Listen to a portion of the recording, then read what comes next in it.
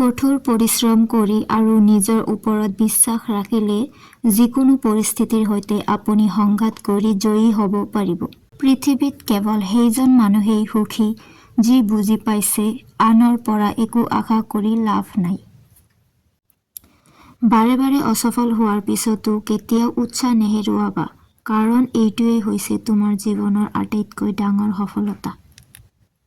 পৃথিৱীত সকলো বস্তুৱেই মূল্যৱান, বিচাৰি পোৱাৰ আগত আৰু হেৰাই যোৱাৰ পিছত।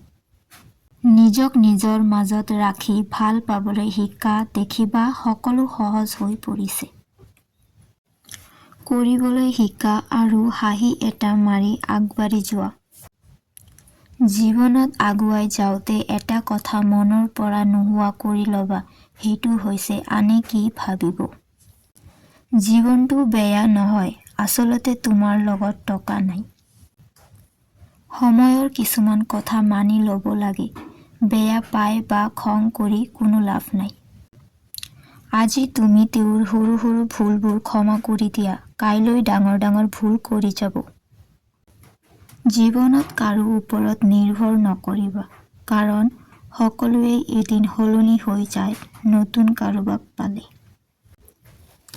জীৱনত সুখ দুখ অহাটো বছৰত ঠাণ্ডা গৰম অহাৰ দৰেই, গতিকে ইয়াক সহ্য কৰিবলৈ শিকা উচিত।